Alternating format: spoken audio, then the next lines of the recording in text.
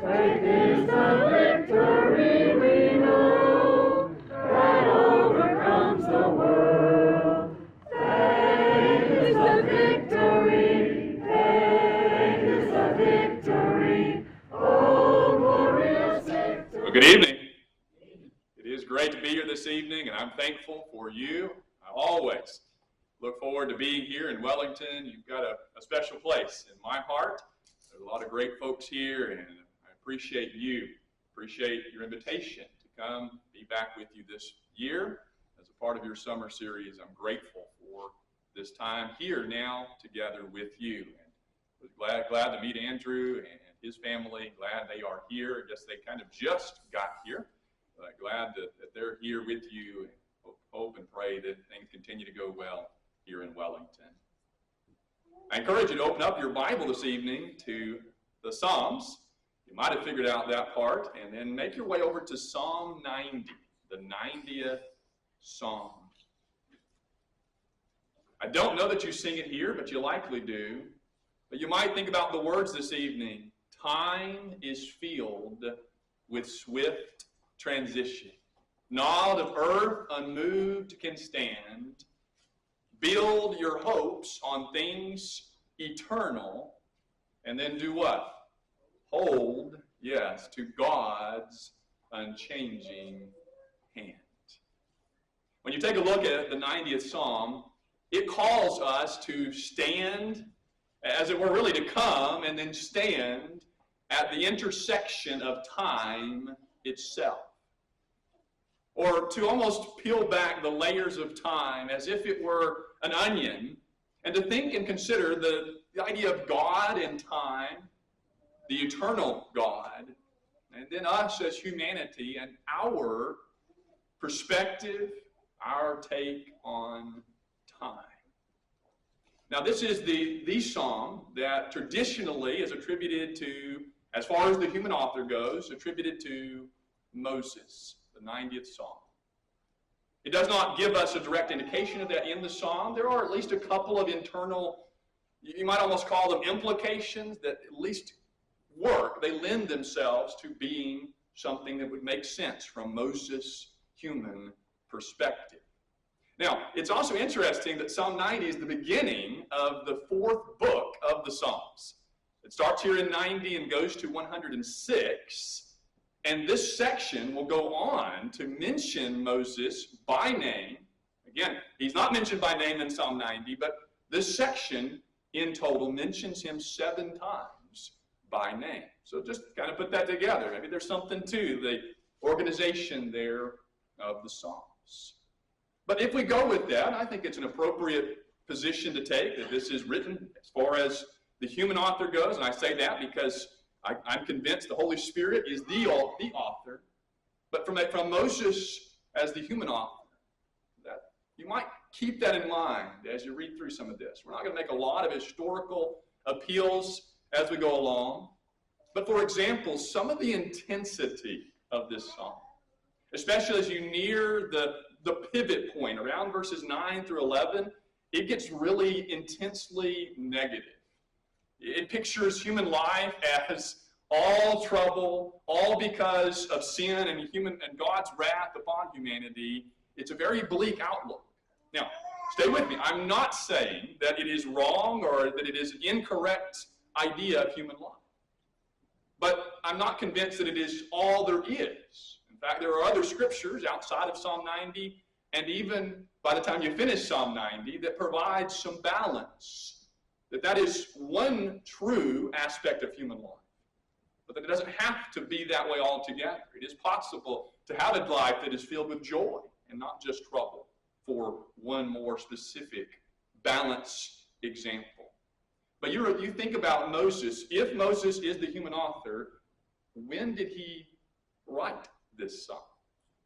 It makes the most sense, to me at least, and I don't think I'm the only one, as you do some reading among those that would consider this psalm, it makes the most sense to me at least that Moses writes this during the 40 years, the 4-decade journey.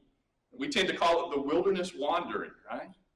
The time between the Exodus from Egypt and Moses' death. And then, of course, they eventually, under Joshua, enter the Promised Land.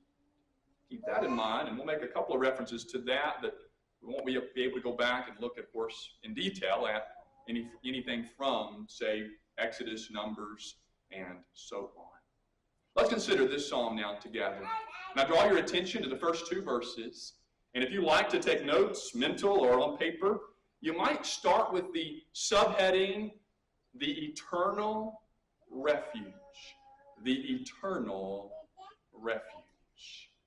Psalm 91 and 2 opens this way. Lord, with a direct address to God himself, you have been our dwelling, our refuge, our dwelling place in all generations. And then he follows that with this line that before the mountains were brought forth, or ever you formed the earth and the world, from everlasting to everlasting, you are God. That's why we say this is about the eternal refuge. God himself is portrayed in these opening two lines as not just one who provides a dwelling place for his people, but as one who he himself is what? The dwelling place. Now this is not unique to this psalm. You'll find this in, well, just go to the next psalm. If you wanted to glance for a moment, it might be over a page for you. Look at Psalm 91. It opens with an emphasis on God as our refuge, as our dwelling place. If you were to go back to Psalm 71, verse 3, there's a very personal, direct statement to God, that God is seen as one's dwelling place. God as the place where his people can run to, his people can stay and abide in as their place of shelter from the storms of life, as their place of security, when everything else in life, to whatever degree, we find it to have some stability and security, everything eventually is unstable in this life, even our own life and health. And yet, we abide in the dwelling place that is eternal. Now hold your finger in Psalm 90. I do want to read one comparison passage with you. Turn to Deuteronomy chapter 33. Deuteronomy 33. And there's so much in this passage that is so high and calls you to stand in awe that if this was not the assigned text that I picked it, Slash was assigned it, I guess, I'd almost want to study Deuteronomy 33 with you. But read two verses with me. Deuteronomy 33, 26 and 27. 27 being the key comparison verse. This is where we read, Deuteronomy 33, 27, that there is none like God, O Jeshurun, who rides through the heavens to your help, through the skies in his majesty. The eternal God is your dwelling place. That sounds a lot like Psalm 91, doesn't it? And then he says, he goes into the way he gave them instructions at the end of verse 27 about destruction for those around them. But here is the eternal God portrayed to us in this secure dwelling place. He writes about it in the poetry of Psalm 90. He also has, in a sense, as we think about it in our Bibles, written about it in the poetry from Deuteronomy. But as you notice that Psalm 90 doesn't just say that God is our refuge. Now we've said this, we've read it both in Psalm 90, we've read the idea in Deuteronomy 33, but it says more than just that. Now, I'm hesitant to use this one because I don't want to trivialize this or make light of this, but as I think about verse 2 specifically, I am mindful of the story of the surveyors. They're taking a census. And as they go to this neighborhood, a suburban neighborhood, that is predominantly, the residents predominantly are on the older side of things. But they go door to door, and one of the questions they ask them is about their age. And elderly individuals come to the door, and they ask them their series of questions. When they get to age, well, how old are you? Every time the answer was, well, we're not as old as the hills. We're not as old as the hills. And it just keeps going and keeps going. Nobody, I guess you would say, gives an answer other than we're not as old as the hills. We know that much. And then, After several houses, and that same response, they knock on a door, and these two elderly ladies come to the door. They explain that they're sisters, and they're now living together to help each other take care of one another. And they ask them, well, tell us your name. And they say, what do you think they say? They say, well, we're the Hills sisters. Everybody else didn't know how old they were, but they knew we're not as old yet as the Hills sisters. Well, as we said, we mean this in every serious way, that when you think about passages like this, you're reminded that God is older than the hills. He's older than the universe itself. Isn't that what's being described in verse 2? Now, some think Moses mentions the mountains or the hills, if you will, for my story. He mentions the mountains because many of the ancients, some of them at least, it's thought, maybe many of them, they considered the mountains to be the oldest thing on the earth. I'm just saying in general, just people in the ancient world. They tended to write and speak of the mountains as that they were the first things here. Now we know better than that because of the creation account, if nothing else. If anything, you might say it's the opposite, based on some possible things that happened with the flood. But anyway, that may be why he brings it that way poetically here, that even before the mountains, but then he makes it clear that he's not comparing really. He's saying, you made everything anyway. He describes God right in that next line as bringing forth, or the language can even be the idea that it's like God gave birth. He formed or gave birth to the earth and the world. Or in our more modern vernacular, we might say our planet Earth, and the universe. Or in this translation, the world. And so the reason we said earlier that God is more than just the dwelling place for his people is because he is the dwelling place that has always been and will always be. And not just that. You can add another, not only. Did you catch the last line of verse 2? That from before this, and then stretching language itself, it's from everlasting to everlasting. You got a double use of a word we tend to think of as eternity or everlasting, he says. From that to that, he doesn't just say that God was or that God existed. What does he say? He says to God, writing the accurate statement of Scripture, that you are God. He's not just the dwelling place that's eternal. He's the dwelling place that has always been God. Now here's where I also think about Moses and the first time he interacts with God directly. When is that? That takes you back to Exodus chapter 3 if you want a historical passage, a historical record. It's when Moses is in the wilderness and God appears to him in the flaming bush. The burning bush is how we tend to label it. But one of the things God tells Moses at that meeting, in Exodus 3, it's in verse 13 and 14, if you want to look it up later or compare, even as we're going along. When Moses inquires, what do I tell the people about your identity? Who sent me? The answer is you tell them, I am that I am. You tell them the I am has sent you.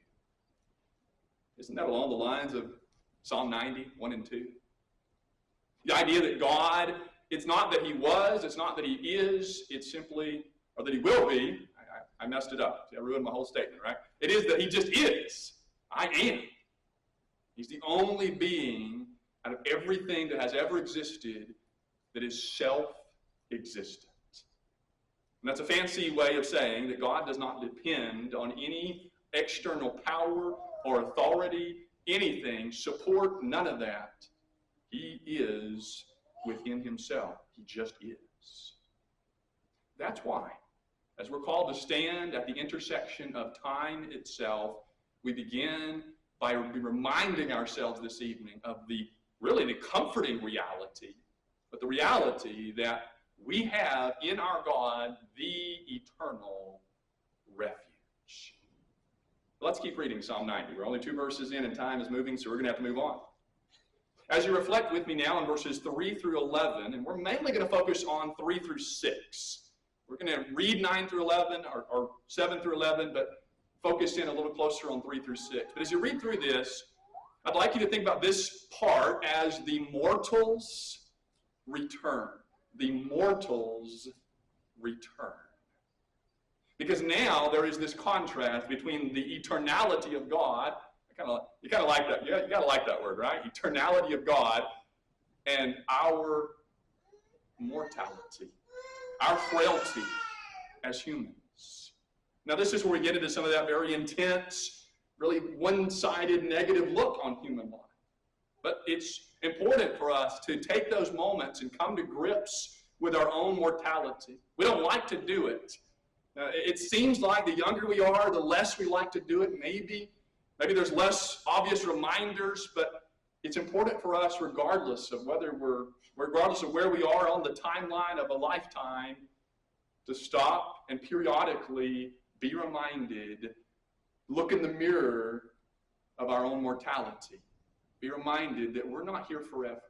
Whether it is our death or the Lord's return, either way, sooner or later, and it's every day sooner, right? We're not going to be here anymore. And as you read 3 through 6, in my mind, I broke it down into the 5 Ds. So it's not 3D, it's not even 4D, it's just 5D. Don't try to make that work in a different context, I guess. But there are 5 pictures in Psalm 93 through 6 of our mortality. We say the mortal's return, borrowing mainly from the first one, when he says that we are the people that return to dust. And that's the first D picture, is that we as humanity, we're dust. By the way, this one is more than a picture, because it's more actually what we are from a physical standpoint. That's how God created Adam, isn't it? In Genesis 2, verse 7, that he formed that first human being from the dust of the earth, and then he breathes into his nostrils the breath of life, and man becomes a living being or living soul, depending on your English text. And then the curse in Genesis 3 is, from dust you were made, to dust you shall return. It has been common in our culture for that to be a part, some phrase along that line, either quoting from Genesis 3:19 or a paraphrase of it. It's been common at gravesides, from dust to dust. Look at verse 3 in Psalm 90. You return man to dust and say, return, O children of man. Or it might be a more literal way of translating it, the sons of Adam, the sons of dust. Now, we've got our share of, I guess you would say, is it the Midwestern Plains dust? I don't know. In Oklahoma, we just call it Western Oklahoma dirt. I guess it's Texas Panhandle dust or something out here. Now, we've got a nice share of rain. I know that I don't think as much of that has made its way over across the border. But I know there's been some storms and things that I've tracked coming through this area. But you go out sometime, and you don't even have to do it by hand because the wind will do it for you. But you think about grasping some sand, and you throw that up in the air. You think about the song from the band Kansas, Dust in the Wind. They said all we are is dust in the wind. Psalm 93 says, we're just dust. But then look at verse 4. Verse 4, the second D is day. And this looks more at the perspective of time even, that God's perspective and our perspective are very different. Being eternal, time is different for God. We're bound by time. He is not. We live a lifetime of a few decades, maybe a handful of decades at most. He says in verse 4, for 1,000 years in your sight are but as yesterday when it is past. Or as a watch in the night. Now we've even shortened the time. Now we're maybe 2 hours, 4 hours max, depending on your cultural time and setting, for a watch in the night. You ever said, reflecting on something, it was just like yesterday. That feels like it was just yesterday. We tend to say that, don't we? And that's when we catch ourselves and realize, it feels like yesterday. It was probably 4 or 5 months ago, maybe a year or two ago, and then you realize as you start actually counting the time that, that was 5 years ago, or that was a decade or two ago. You think about events in our nation's history. How long ago did our nation enter the Second World War? Well, Pearl Harbor this past December of last year was 83 years ago. Or you think a little more recently, 9/11. We're almost at 24, almost 2.5 decades from 9/11. Or 2020, and everything that happened in 2020, and the coronavirus and all of that, we're over 5 years. And things started here in March of that year. And then you just think about this summer. I mean, we're already about almost halfway through July. Summer's about over. And we're less than a month from school starting back for most kids. We're less than 2 months from football season, and some people are dreading the one and counting down the days to the other, and you can figure out which one, right?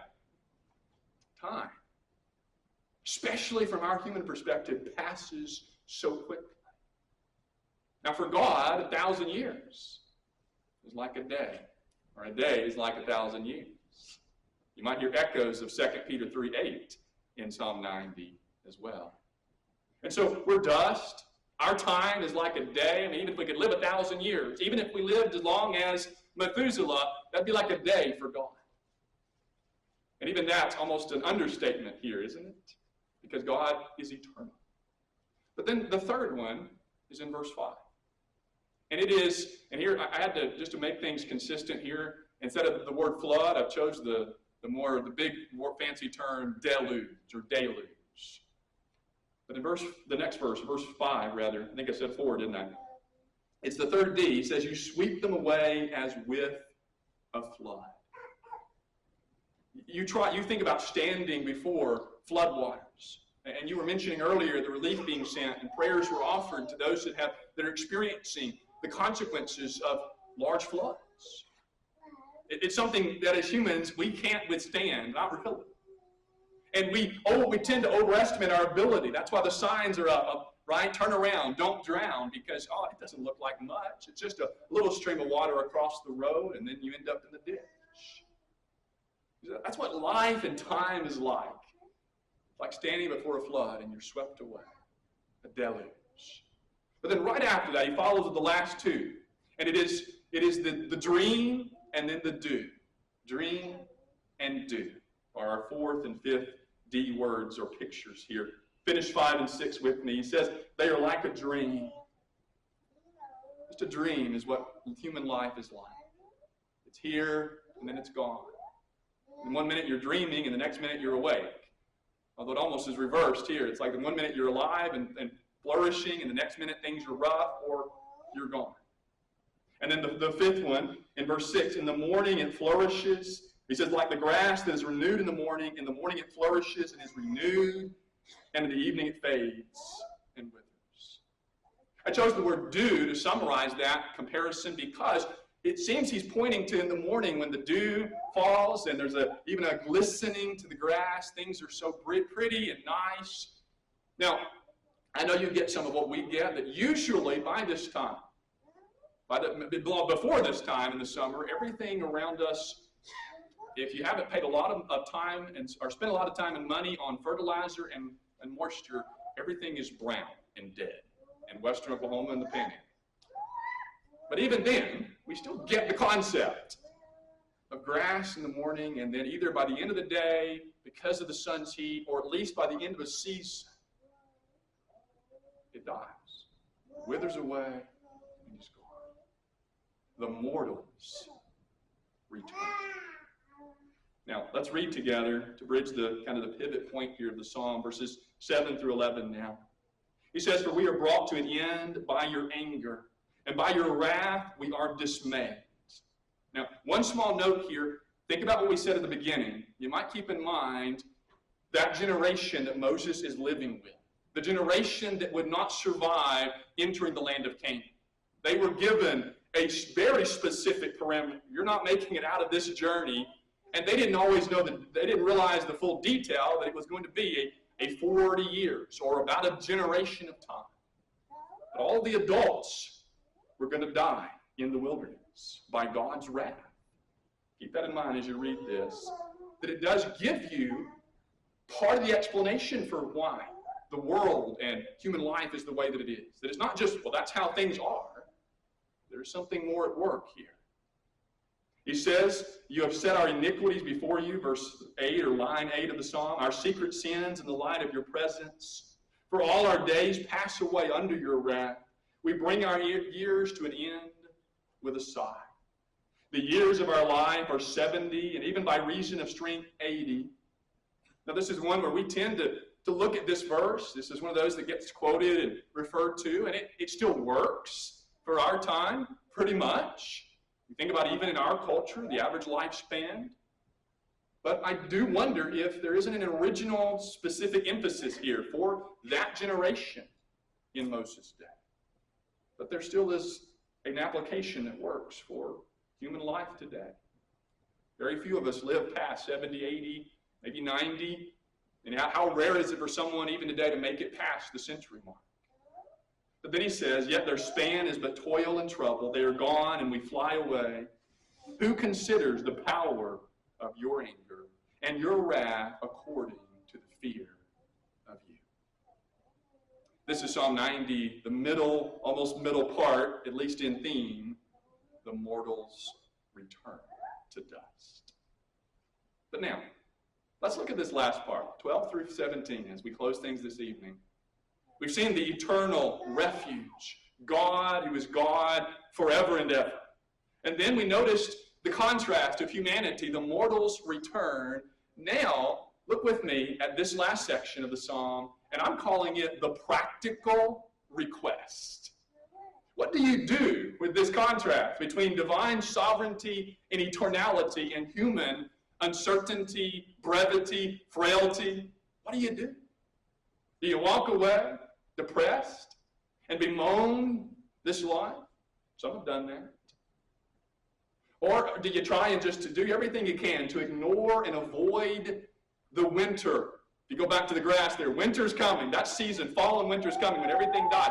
The season of life. You just try and ignore human mortality, and some do that. They distract themselves with either entertainment or worse. No, I don't think that's the takeaway from Psalm 90. You got to go back to the beginning, the God who is eternal. And then you make request of God. So verse 12. There's 6 of these, that make each of these 6 lines, 6 of these requests. The first one is, teach us.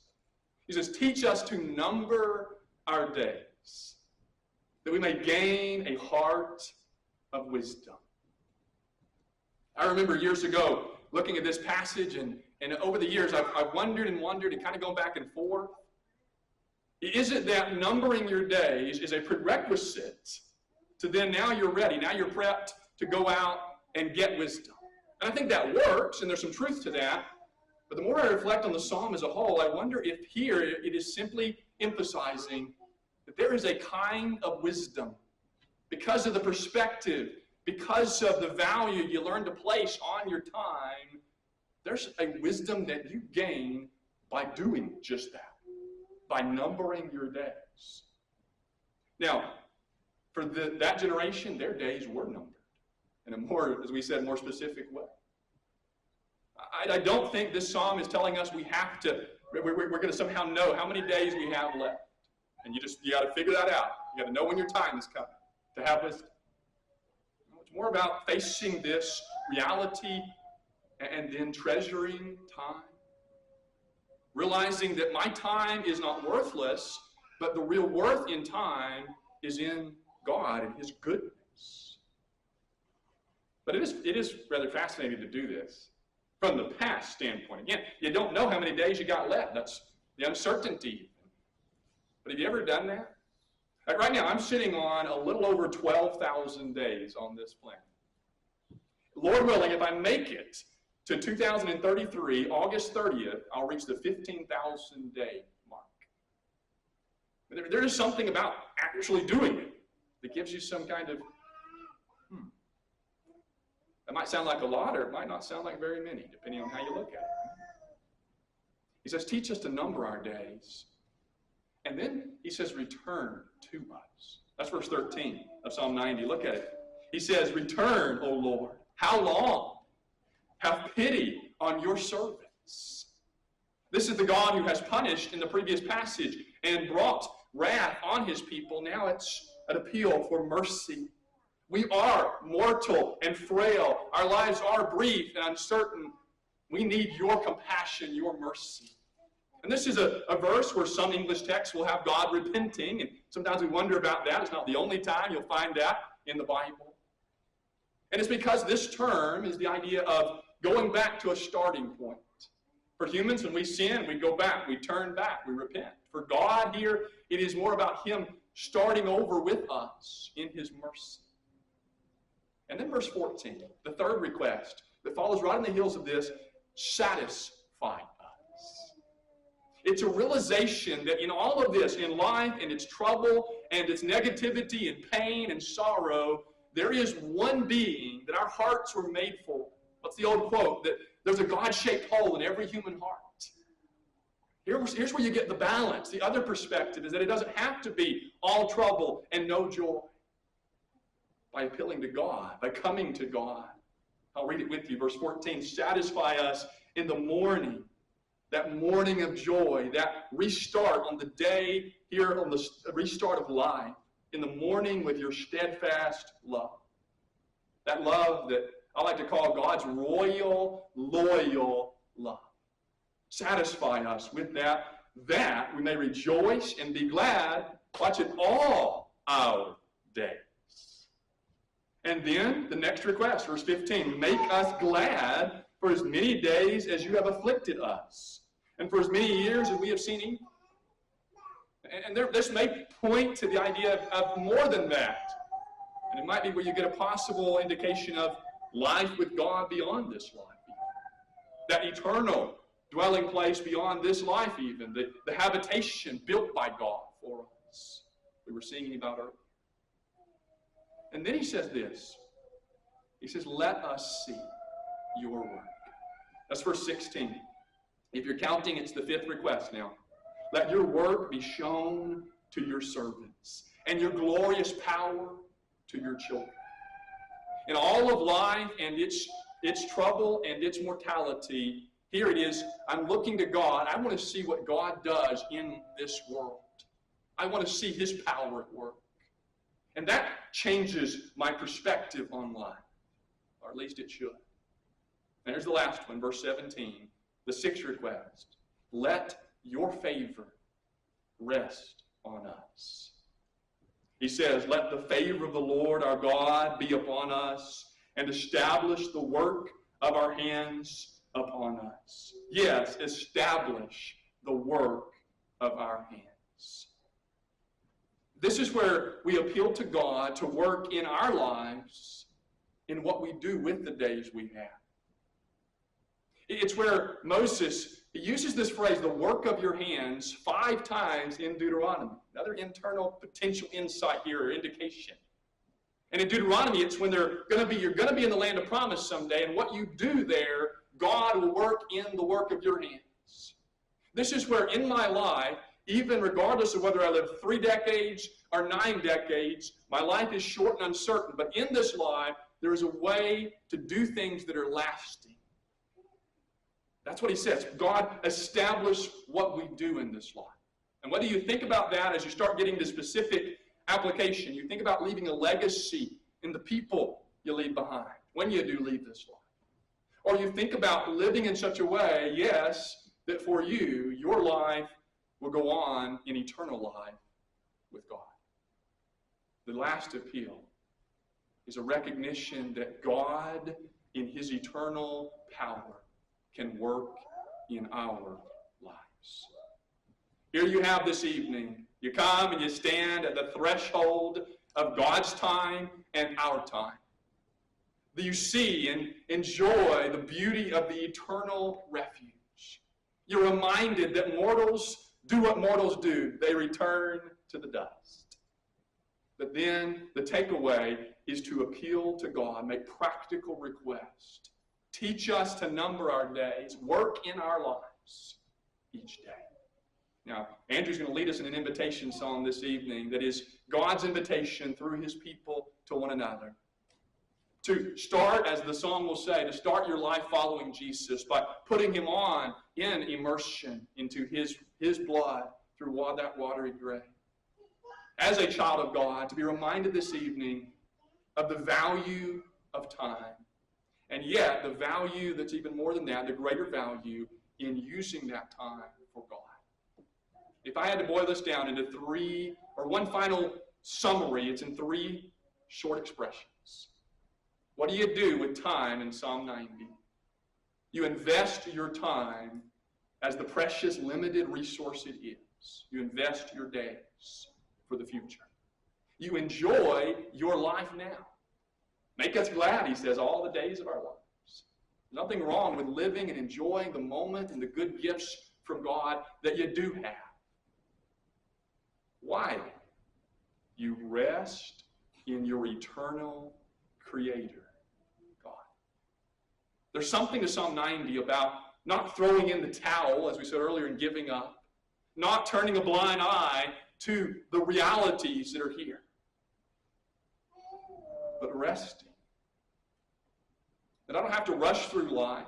No, I don't want to waste time. I don't want to overdo things like that might be considered just running time away. I mean, our culture today is obsessed with doom scrolling on your phone, right?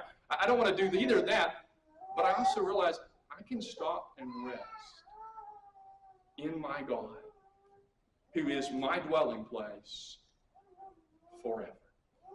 Let's stand and sing together.